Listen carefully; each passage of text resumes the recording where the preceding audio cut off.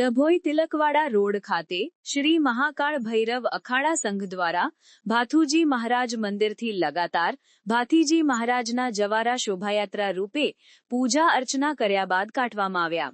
શોભાયાત્રામાં શ્રી ભાથુજી મહારાજ મંદિરથી વૈરાઈ માતા મંદિર સુધીની યાત્રામાં પૂજા અર્ચના સાથે શ્રી ભાથુજી મહારાજના ભુવાજી નારણબાપુ, શ્રી મહાકાળ ભૈરવ અખાડા સંઘના રાષ્ટ્રીય અધ્યક્ષ વિનોદભાઈ સોલંકી, મહેન્દ્રભાઈ રાઠોડ, પ્રકાશભાઈ વસાવા, દીપકભાઈ સોલંકી,